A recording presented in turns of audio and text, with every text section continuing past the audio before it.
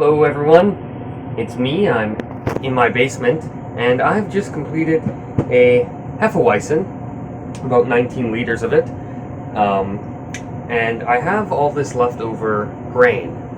So I decide that I'm going to take it, add a bit more new grain, and make a Berliner Weisse with it, as it has the exact same grain bill, but a Berliner Weisse starts at a lower original gravity. So that's what I'm going to be doing today. I'm going to be taking the leftover grains and making a new beer with it. So I'm going to start out by just pumping out some water and see where things go. I've never done this before, so we'll have to see if it works, how the taste is, and because a Berliner Weisse is a sour, it's going to take quite a few months, quite a bit longer than most other beers. Alright, let's get started.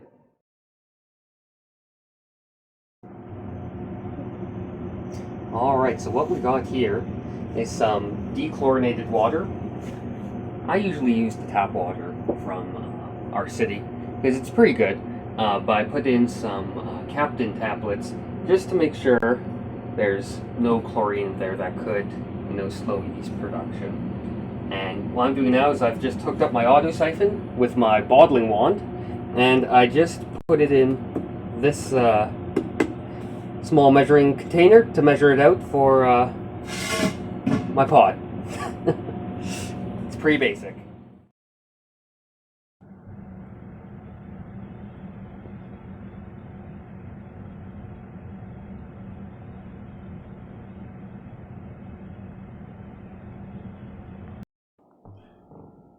Alright, so here is my kettle setup.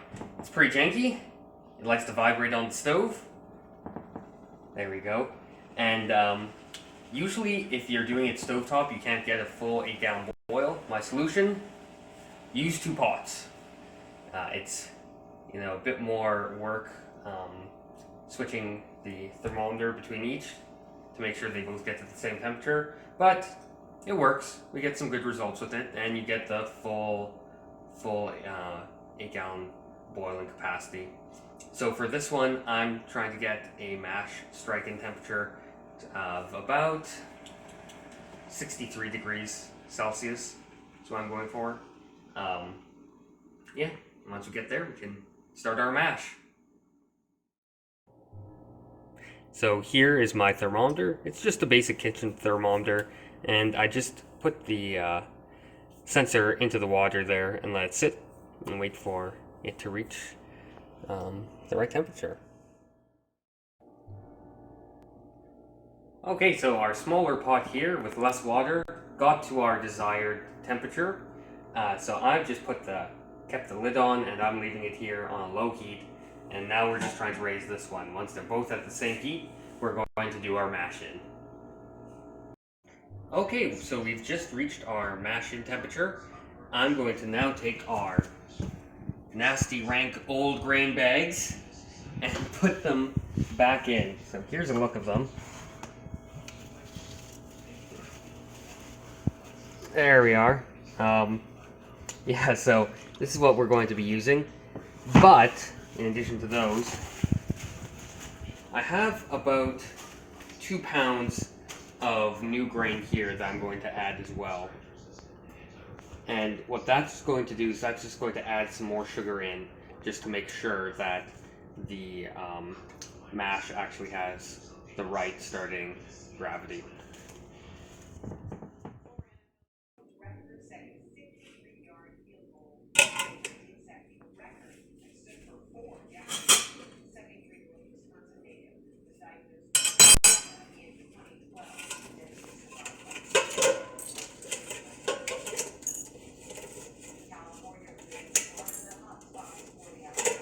I like just using these to secure the bag when I put it in, just so it's not touching the bottom getting burnt.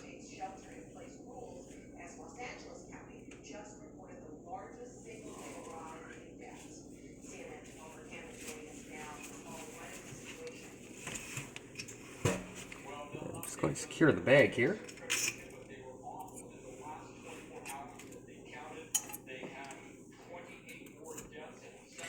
Now usually I like to pour the grain into the bag with the bag array in the water and give it a nice stir just to make sure that the grain is being fully incorporated and you aren't getting any dough balls.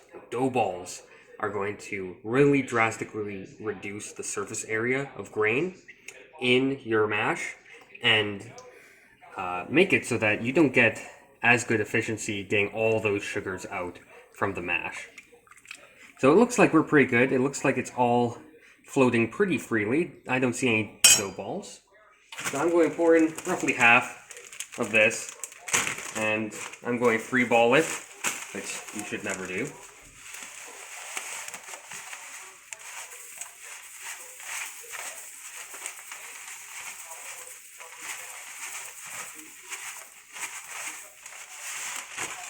Again, I do like to give it a bit of a stir, just to make sure it's all in there. And a Berliner Weisse is actually unique in that with the mash, you actually put in your hops. So I have about half an ounce of Tettnang hops here. I'm going to put in half into this one, half into the other one, which you usually do not do. Usually it goes into the boil.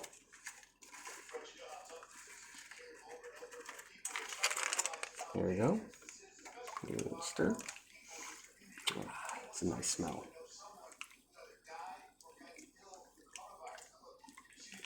Alright, now let's just leave that. Leave it for an hour.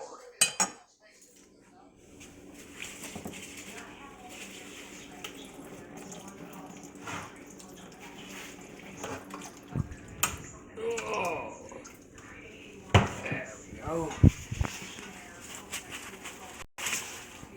This pot's a lot smaller, so you can see that sort of clumping there, so bring it up a bit more, you could maybe see. We have a little bit of clumping, I'm going to get rid of that shortly.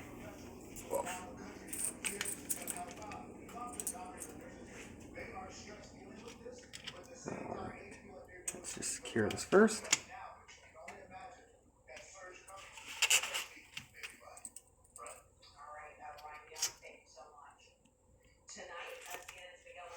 And I have a little bit of liquid left in here. I'm going to just pour it in.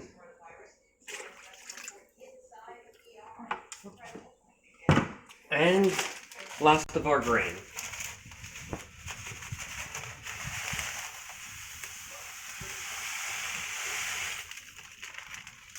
Give it a bit of stir.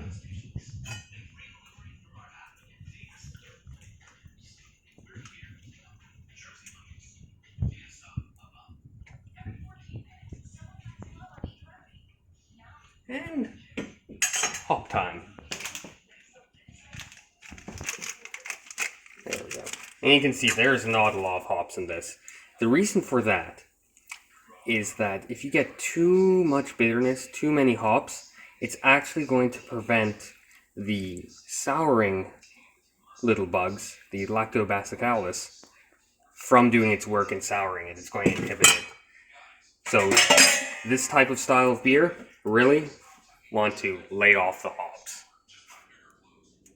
Okay, I put the timer on for 1 hour. I turned off the heat, so it's just resting. And we're going to try and keep it at this temperature for about an hour. During that time, all of our enzymes are taking the starches that are in the grain and converting it into sugars, which our yeast is going to feast on later on.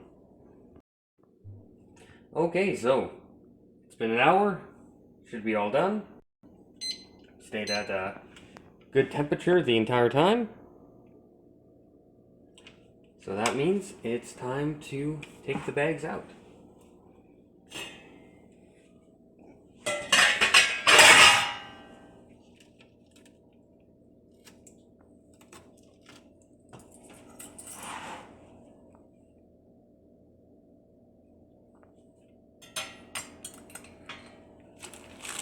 Alright. A little crusty here.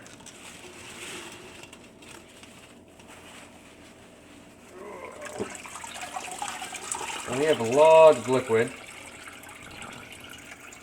And probably the only downside of this method is trying to drain the bag, because there is quite a bit of liquid in here.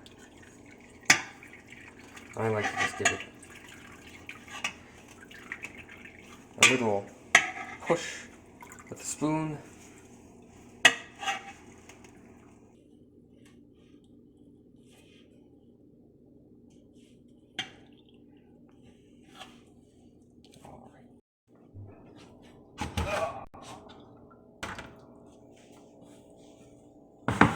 Alright, time for number 2. There we go. Okay, let me just put it back in there. Alright, so our liquid has gone down a bit, and I'm going to see if I can pour all of this pot into this pot for a very short boil.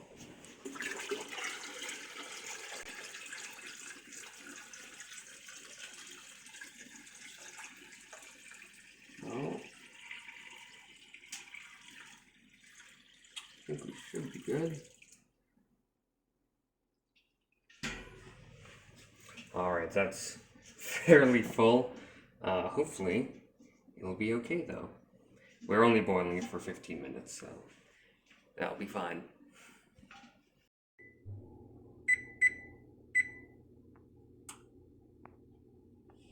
Alright, time to wait for it to boil.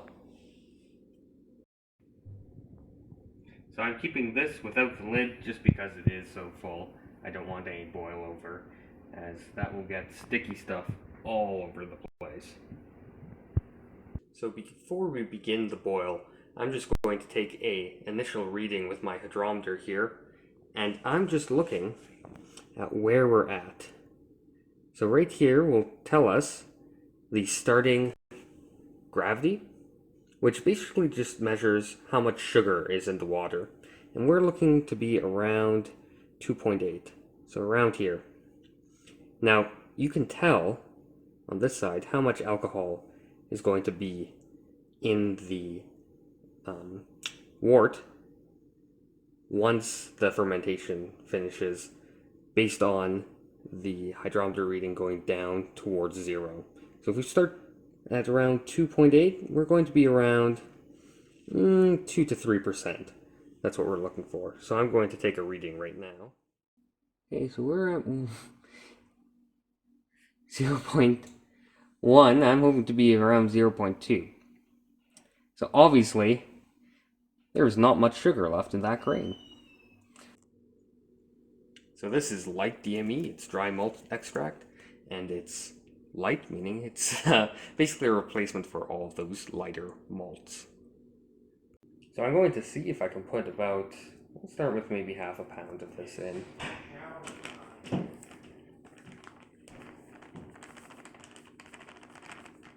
Where are we at? Okay, almost there.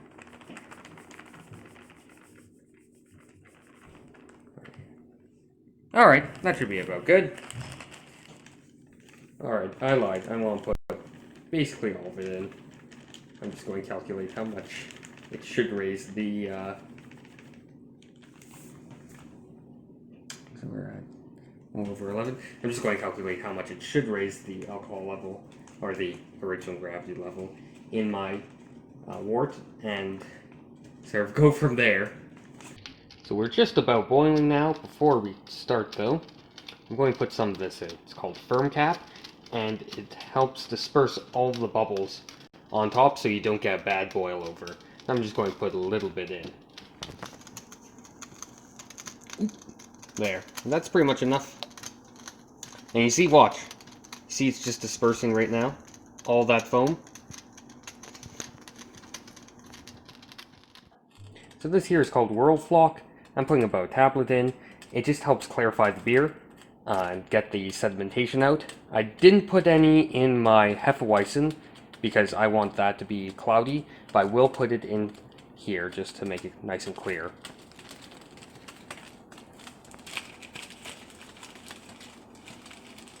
All we need to do is put one in, and there you go.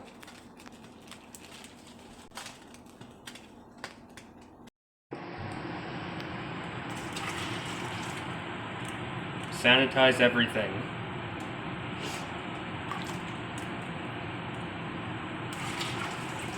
Okay, I was just not comfortable with how much liquid was in this pot, I'm pretty sure it will have boiled over. So I just transferred some of it over here in a very non-technical way. And I'm just going to do 2 separate boils, basically. Because this is a Berliner Weisse, you technically don't need to boil it. I'm just boiling it for 2 reasons. Number 1, I had the grain bag sitting in the pail over there, and I don't know, I just thought it was kind of weird.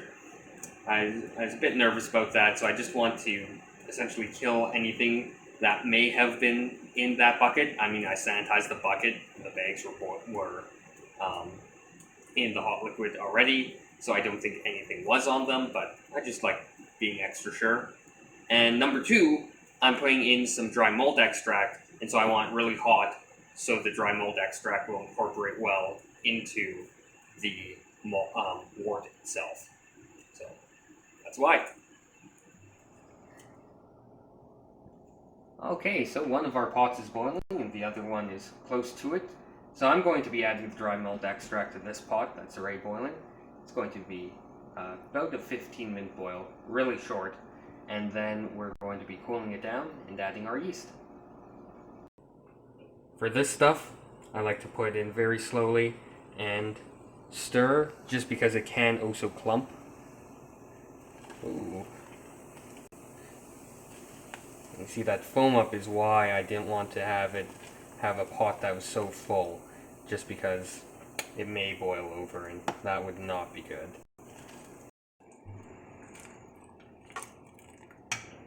I'm just putting some of the hot wort into the container that had the dry malt extract to try and get all of it out, because I want all of it.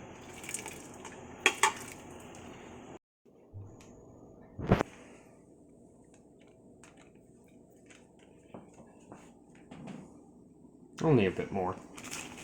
Basically, I'm weighing it to see how much I put in, not based on any metrics, because I'm just going to dump it all in to try and raise it as much as I can.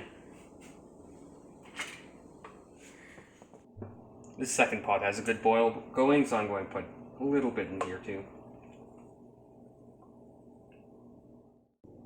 Okay, the boil's done and we're putting it in the sink to cool.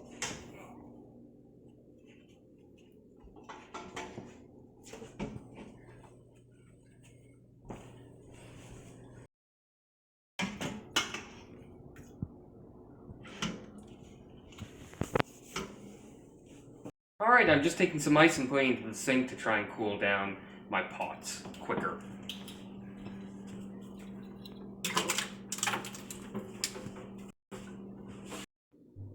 Okay, here you can see the power of the DME. It raised our percentage from basically 1.0 to now we're at 1.03, which is a big change. We're now at about 3% potential alcohol. So much better, much more in the range we're looking for. Okay, so we're just siphoning off the wort into the carboy, and yeah, just waiting for it all to get in there. Now, I did decide that one of the pots had a lot more sugar in it than the other.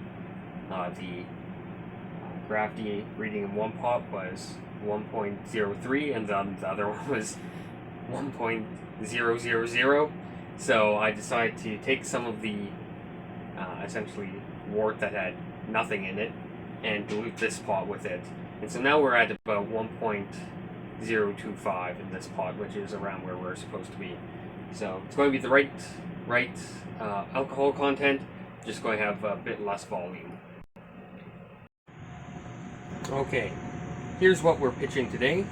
It is lactobacillus. It's going to be our souring agent. Now, I'm going to put this in and leave it by itself for about 2 to 3 days to just allow it a head start on the souring process. And then I'm going to put in a different strain of yeast, just US 05. That's just a regular sort of plain ale yeast to get that alcohol in there as well. What this does is converts the sugars into acid, which makes the sour taste. So, we'll give it a little shake. Open her up.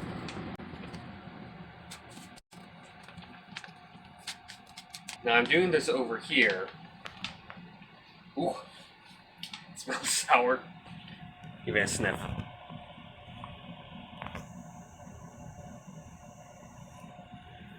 It smells very sour, kind of raunchy. I'm doing this over here out of abundance of caution, not getting this stuff on any of my other beer making equipment, just because this is something that will potentially infect your other beers. I think the likelihood is pretty low if you're following all the sanitization, doing all that, but just so you don't risk an accidental sour, what I'm going to do is use equipment that will only be used for sours for this from this point. So this carboy right here is now only ever going to be used for sours. I'm not going to let anything else touch it. The airlock, everything else, just sours, so that we don't have any cross-contamination. Now, if you're following sanitization practices, it's probably, going to be fine, but that's just what I think I'll do, just to be overly cautious. All right, let's pour this.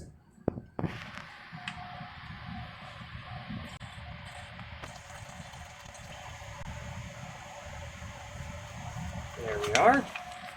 Hopefully it's good and happy. Now I'm going to put the airlock on.